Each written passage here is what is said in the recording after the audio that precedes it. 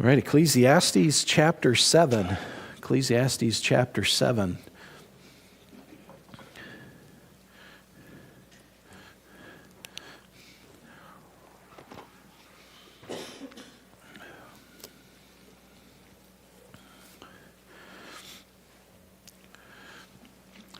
We'll leave our finger there for a moment, but as we open this morning, our study, we are moving into the learning of the lessons, and Solomon is taking us to a place of clarity in the face of adversity.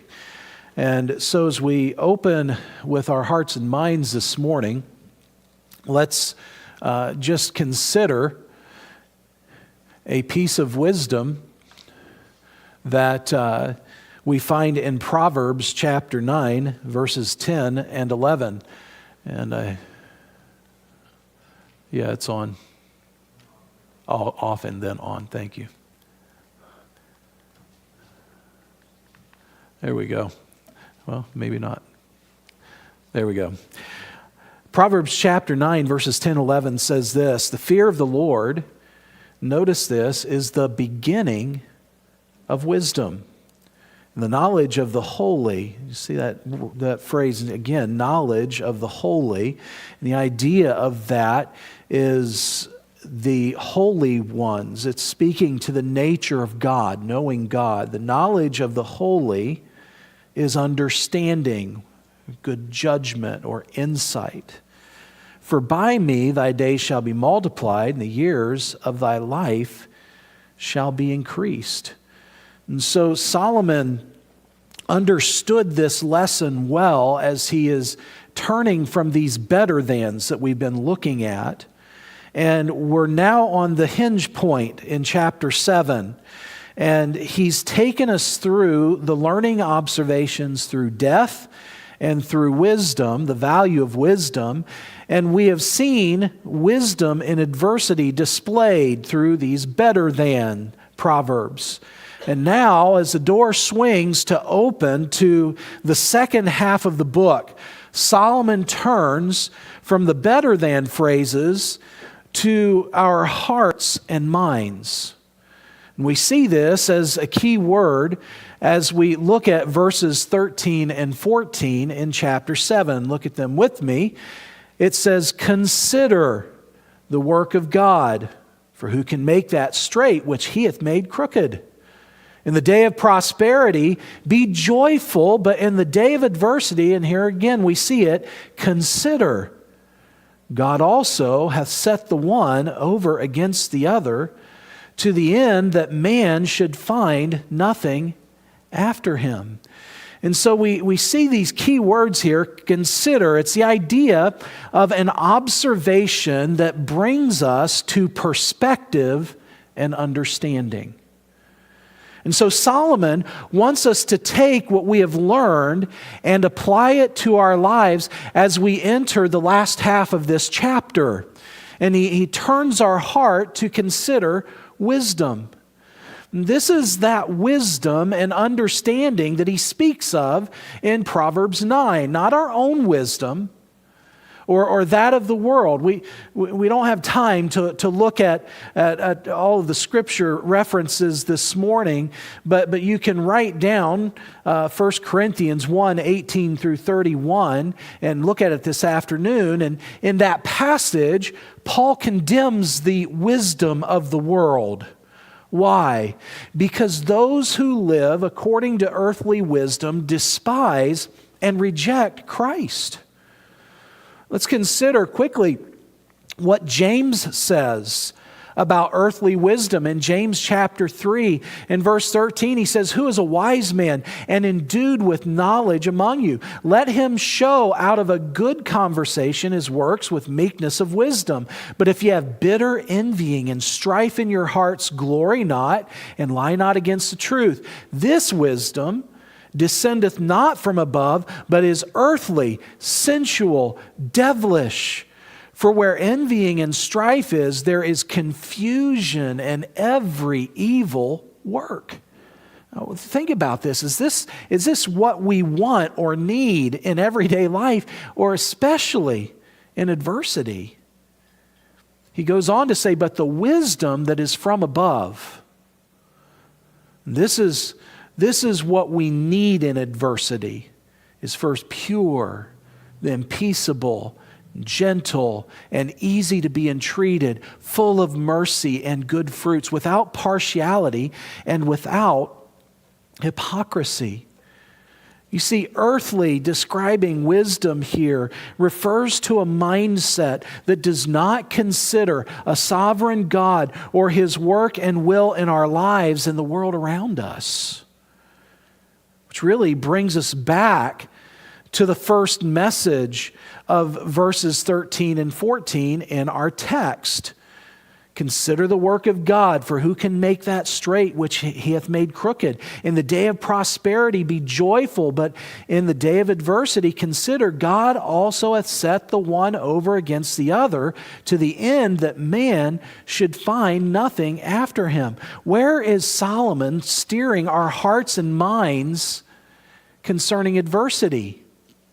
He's reminding us God allows us to experience both good and bad, ensuring we experience everything needed to learn and grow, so that when we come to death, there will be nothing left unfinished or unexplored. And so when we operate in the fear and knowledge of the Lord, adversity and the brokenness of this world does not have to overtake us. When we fear God and know Him, when we walk with Him, we can trust Him implicitly.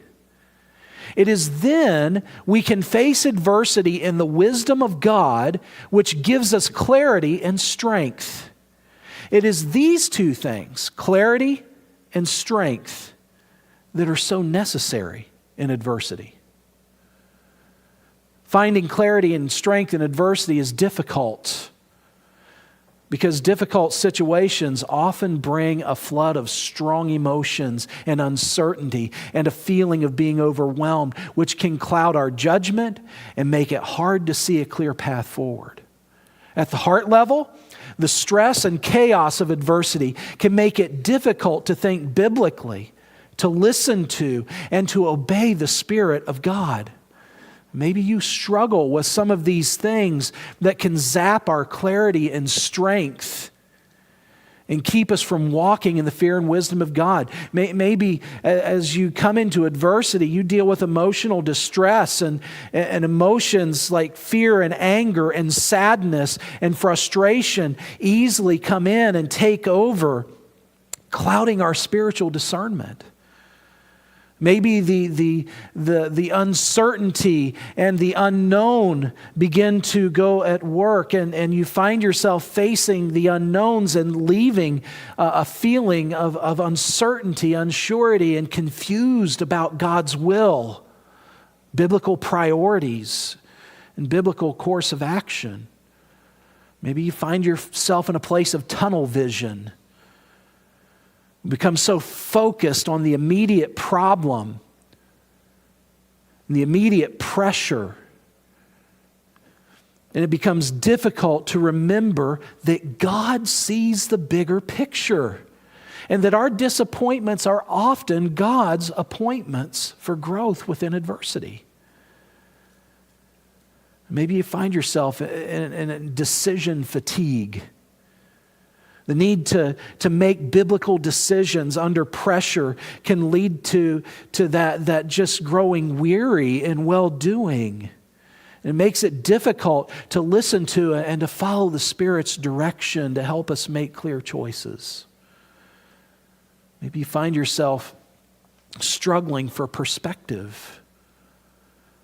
That adversity weighs us down and the waves begin to wash over our heads, and it can be difficult to maintain balance and maturity and a biblical perspective. Well, Solomon has already prepared our hearts for this.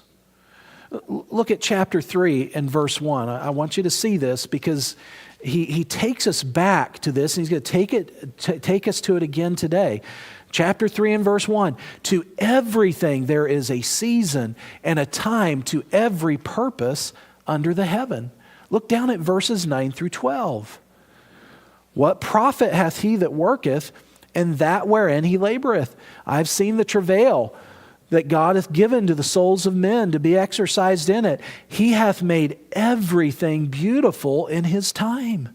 Also he hath set the world in their heart, so that no man can find out the work that God maketh from beginning to the end.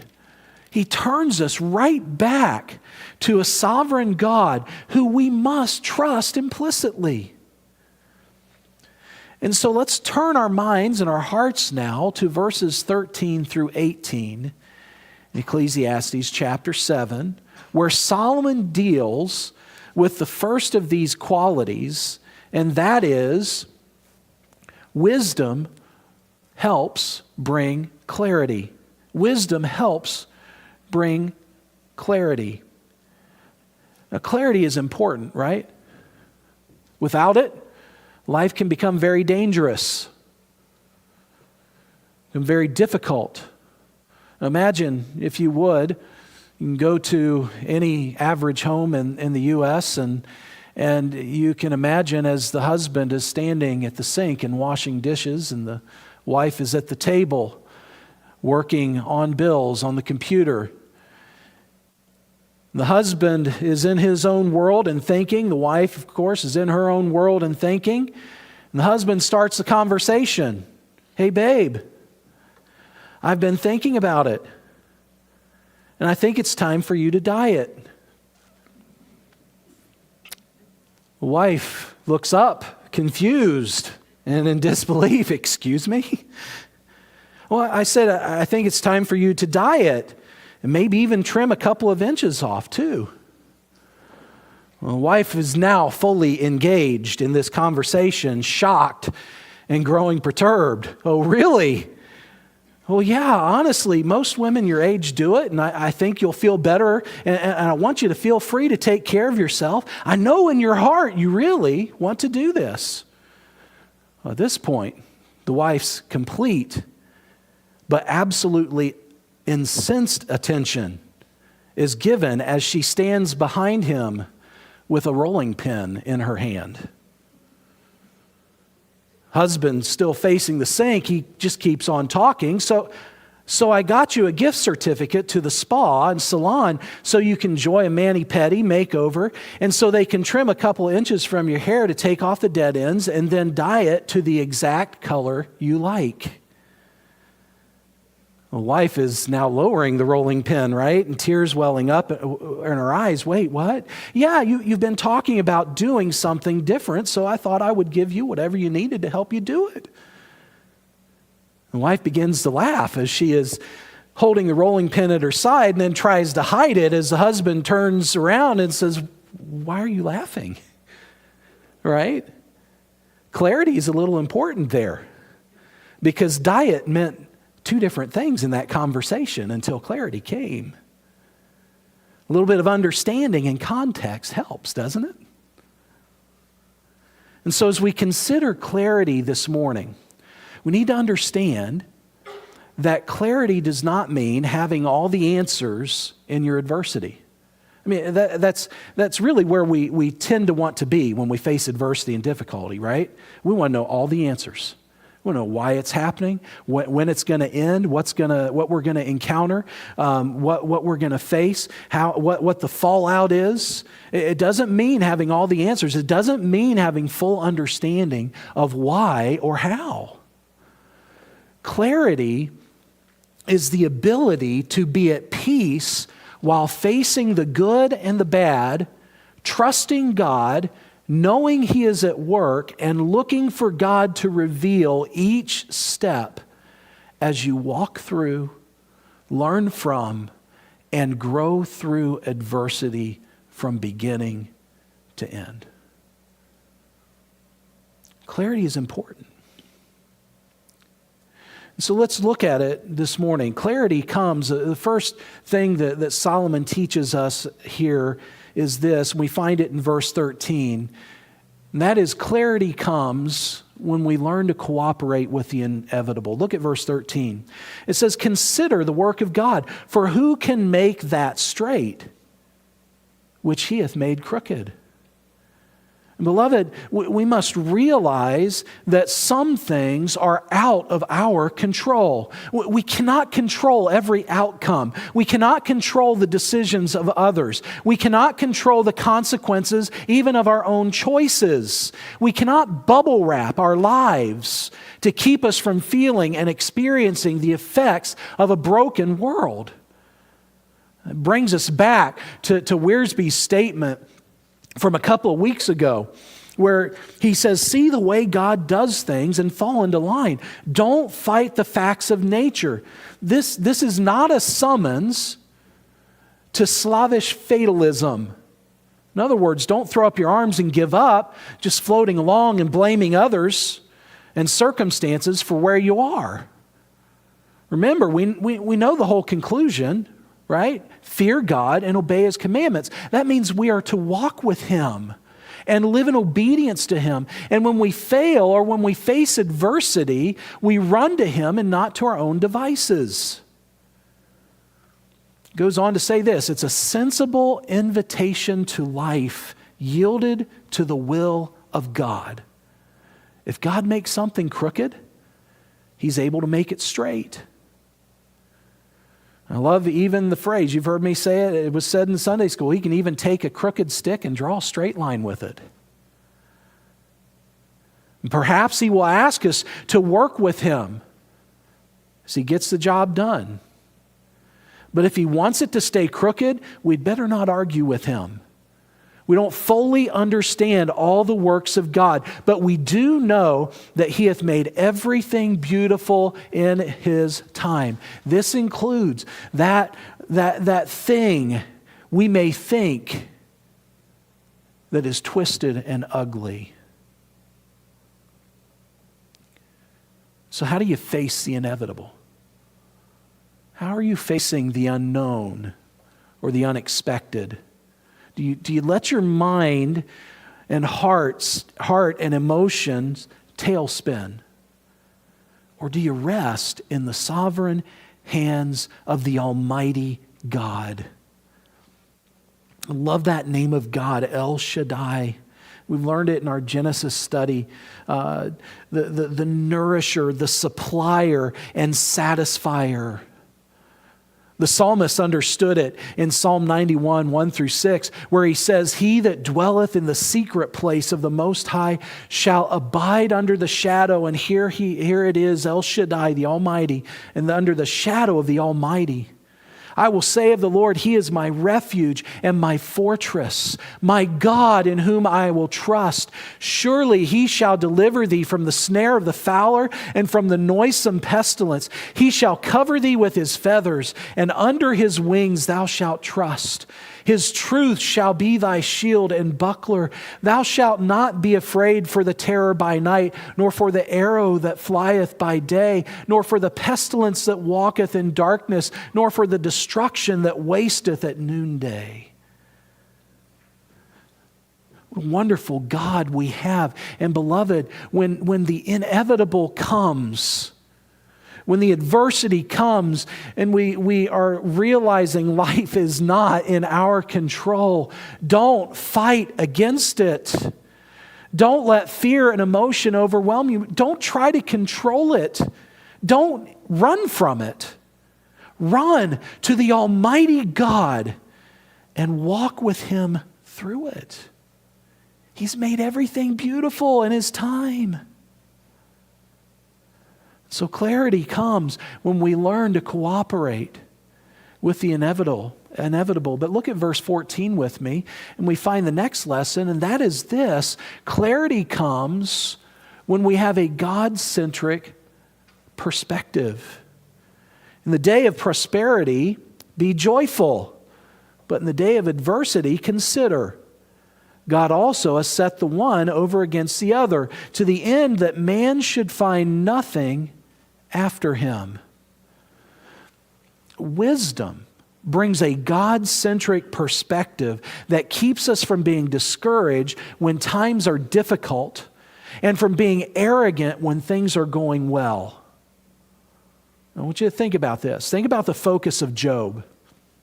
Job chapter 2, in verse 10, he is in a conversation with his wife, and she says, dost thou still retain thy integrity? Curse God and die.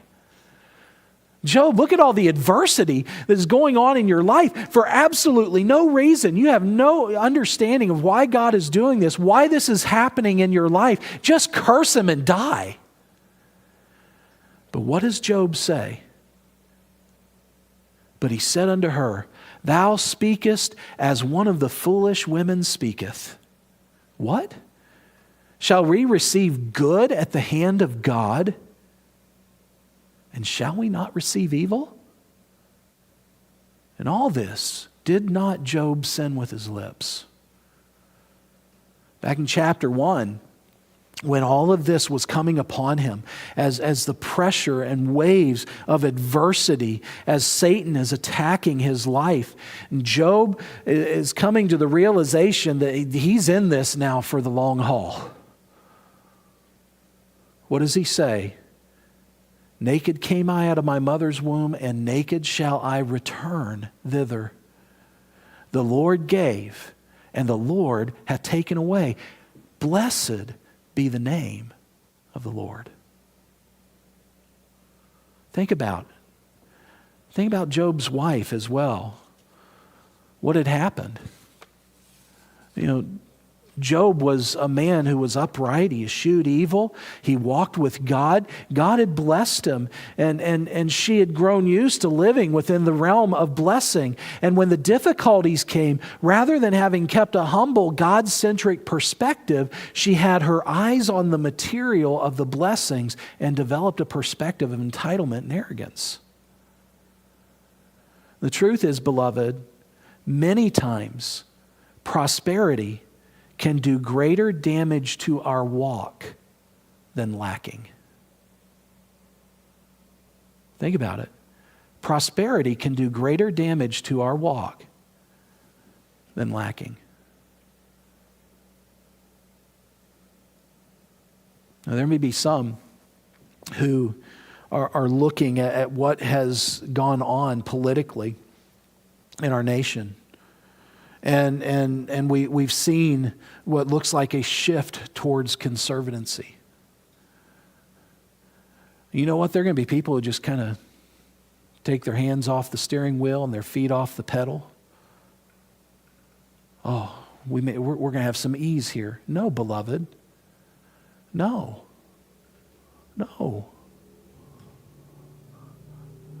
That's how we end up arrogant. It's how we end up without a God-centric perspective. It may be that we do have some prosperous years as a nation.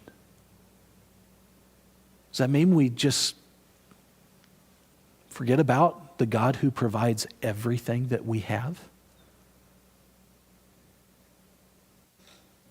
We lose our appreciation, and instead we think that because we're believers, because God seems to maybe have given a reprieve, we're entitled to that? No. Think of it this way. God balances our lives by giving us enough blessings to keep us happy and enough burdens to keep us humble. It helps keep us steady. It's wonderful to have blessings, isn't it? Oh, Lord, thank you for the blessings. Lord, thank you for the blessings. But if life were all blessings, and I'm receiving the blessings, what's going to happen? And so what does God do? He throws the burdens. He throws on the burdens. And as we yield to Him, He can even turn the burdens into blessings. And so why does God allow us to experience life this way? Well, that's the last part of verse 14. Look at it. God hath also set the one over against the other, to the end that man should find nothing after him. You see, just when we think that we have life figured out, God changes things up, and we have to toss out our current formula. Can we go back to Job's life for a moment? Again, I love Wiersbe's observation in this. He says this is where Job's friends were wrong. They tried to use an old road map to guide Job on a brand new journey, and the map didn't fit. No matter how much the experience we have in the Christian life or how many books we read, we must still walk by faith. Let the Apostle Paul give us some encouragement this morning. Turn to 1 Corinthians 14. Look at it with me. I want you to see this. And Paul here he's touching on the affliction of the broken world and the joy of what we will have one day. He refers in this even to the affliction of the work and the gospel.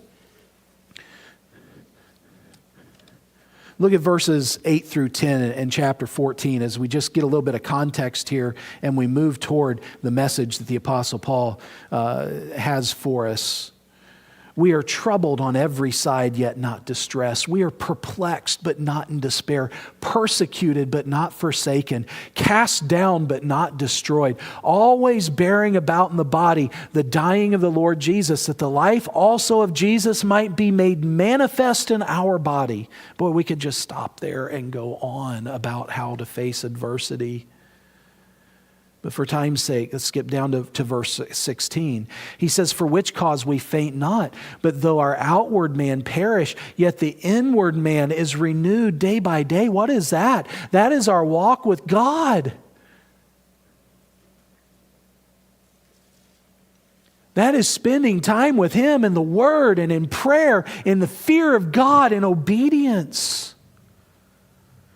He goes on to say, for our light affliction, which is but for a moment, worketh for us a far more exceeding and eternal weight of glory, while we look not at the things which are seen, but at the things which are not seen. For the things which are seen are temporal, they're earthly, they're going to pass away. They're only for a moment, right? Ecclesiastes, life is fleeting. But the things which are not seen are eternal. Keep reading.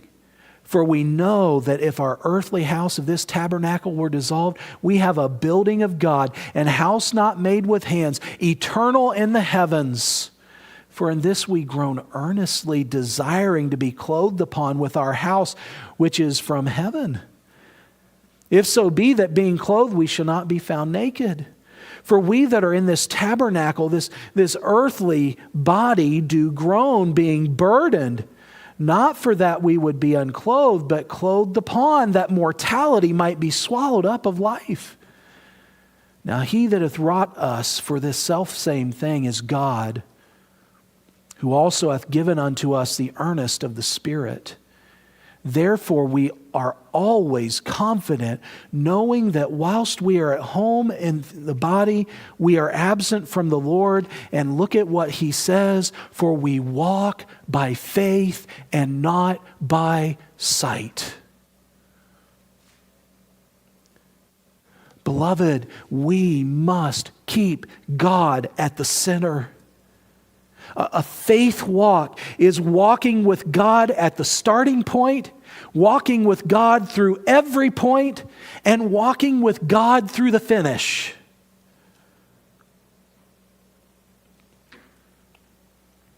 So I ask you this morning, do you believe God has a plan?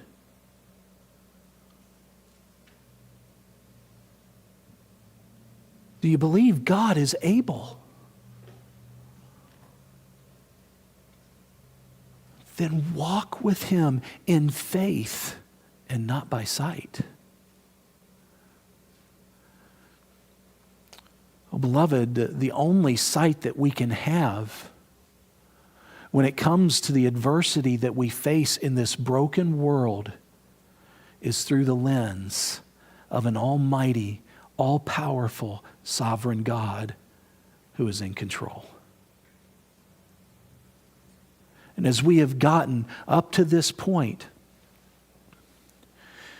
we have seen it over and over and over again, where Solomon reminds us, when we look through the lens of life under the sun, S-U-N, it's not going to make sense. We're not going to find context. We are going to come away with a cynical view that life is futile and life is fleeting.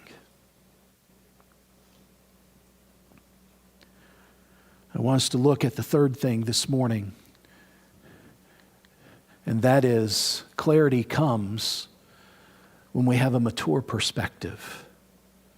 Mature perspective. Look at verse 15. He says, "All things have I seen in the day of my vanity. There is a just man that perisheth in his righteousness, and there is a wicked man that prolongeth his life in his wickedness." Many see this passage as dealing with not living in excess but in moderation. And I believe what we find here is not about excess and moderation, but balance and maturity. Look at what we see here in these two comparisons. The righteous or the obedient, righteousness or obedience does not guarantee prosperity and ease. This just man perisheth in his righteousness. We also see this, that the prosperity of the wicked is only an appearance. There's a wicked man that prolongeth his life in wickedness. In spite of a righteous life, Solomon is saying, some men die young. Some men face extreme adversity. And in spite of their wicked life, some men live longer and prosper.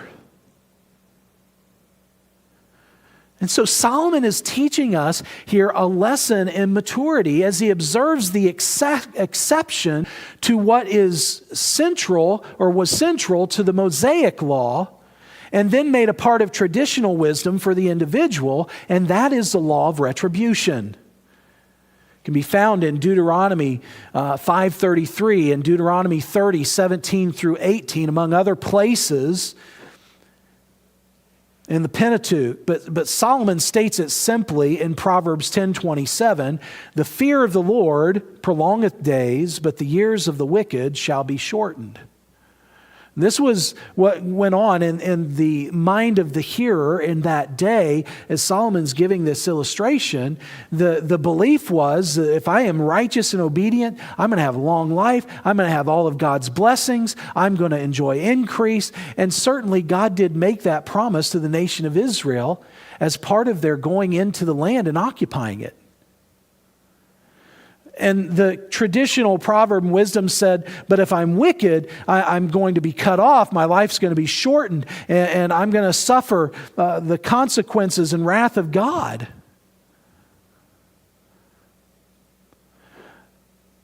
But so the truth is this, and this is what Solomon is doing. In a broken world, there are exceptions. And even wrong perceptions at times to the proverbial wisdom that he's dealing with. And there will be those who are righteous who will experience great adversity and even an early death. Perhaps you know of one. Perhaps you have found yourself saying, how could that happen to such a good person? How could such a godly person have to suffer that way? Beloved, we live in a broken world, and we're all broken people. And the truth is God is in control, and there are exceptions that happen. And there are going to be those who are wicked and will live in ease and length of life and prosperity. Boy, we can probably all think of somebody in that state. And we found ourselves scratching our heads saying, how in the world How in the world can that person be so debauched, so wicked, and yet they've got it all made? And Solomon says, listen, this is a broken world. It's not going to always be that way. And so now he turns us and turns our mind to some responses to this that lack maturity and understanding. And we find that in verses 16 and 17. Look at them with me. Be not righteous over much, neither make thyself over wise. Why shouldest thou not destroy thyself? Well, what's he saying? He's saying don't be self-righteous and don't be wise in your own eyes. As we look at what seems like a life of someone that lives and it seems unfair, our temptation is to look to ourselves to figure it out. And many times we even do this within our own adversity. And we say, well, if I just try harder and I do better, I can defy these exceptions.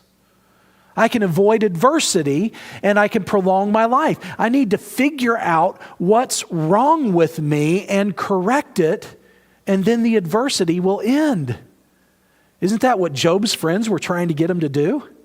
Wasn't anything wrong with Job, was there? Yes, he had an encounter with God toward the end, but here was a man who was living his life. He's walking with God, and all of a sudden God has a purpose for him. Job has no clue what it is. And Job's friends are constantly saying, Job, boy, there's something wrong with you, man. The truth is, sometimes, beloved, we face adversity as believers, and God's just simply doing a work. And so many times, and again, not that we shouldn't reflect and look inside ourselves, but so many times we take the law of retribution and take it as absolute certain truth that life is only that way. And we live in anger and frustration and despair, and our emotions get the better of us because there's something wrong with me. There's something going on. Listen, beloved, look inside yourself, but it's not about what we do. I'm getting ahead of myself here, but we see this phrase at the end of the verse where it says, or at the end of the first part, where it says, why shouldest thou destroy thyself? What's going on? The idea is this.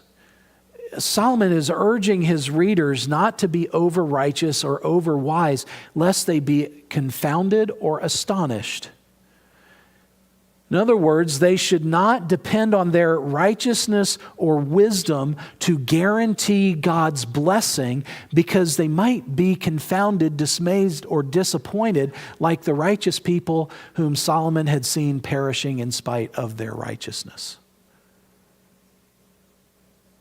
Listen, we can do. We can do the best that we can to walk with God and to follow God. But beloved, if you are depending on that simply to deliver you from your adversity, you don't understand the sovereign God that we have been looking at. And sometimes we simply face it because God has a purpose, yes, that will benefit us. And it did eventually benefit Job. But he has a purpose that is completely outside of us. So it's not about how righteous we are or how much we do for the Lord. We aren't going to find the answers to everything God does, says, or allows.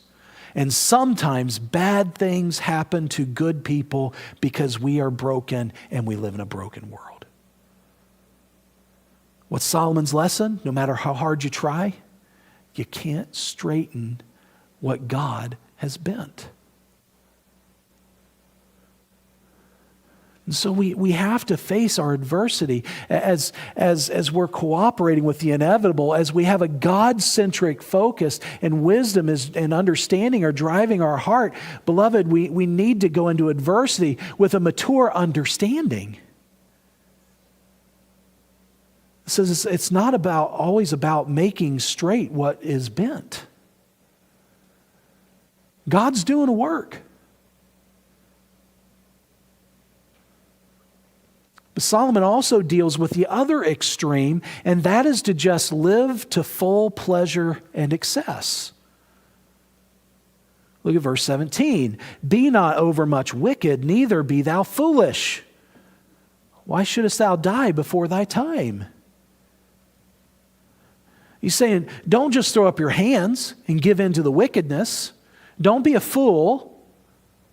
And so on the other extreme of adversity, and the exception of the law of retribution, we might find ourselves saying, if the righteous can die young and the wicked can live long, what difference does it make?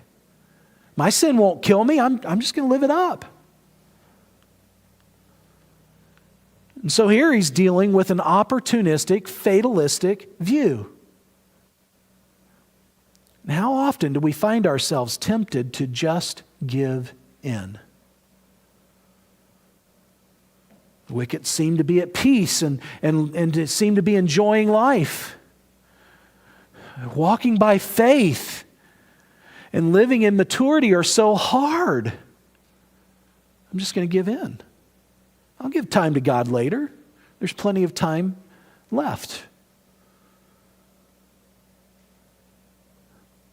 That last phrase of verse 17, why shouldest thou die before thy time? What is Solomon saying? He's saying, remember, you may die young. Life is fleeting. You see, reckless living will not turn out better. Boy, I know in our flesh at times we just want to do that, don't you? In the midst of adversity, you're trying to do right. You're trying to walk with God through this, and it just seems like it's so hard. And you just want to say, well, man, I'm just going to throw life to the wind here. But reckless living will not turn out better. Eventually, the law of retribution will catch up to you. Eventually, it's going to catch up. And so what is the response of the mature believer? One who is living under the S-O-N. Look at verse 18 with me. It is good that thou shouldest take hold of this. Yea, also from this withdraw not thine hand. Boy, this is important. I mean, he's given us a double statement here of grasping and learning the lesson, holding on to it and living it, right? For he that feareth God shall come forth of them all. What's he saying? Don't be self-confident or self-reliant. Don't be an opportunist or a fatalist. What is he saying? Fear God. Fear God. Bridges states it well in his commentary on Proverbs chapter 3 and chapter 4, where he says this. He says, fear of God is that affectionate reverence, but which the child of God bends himself humbly and carefully to his Father's law. And so our response to the reality that the righteous can go through incredible adversity in life and sometimes even an untimely death is that we should fear God by putting complete confidence in Him.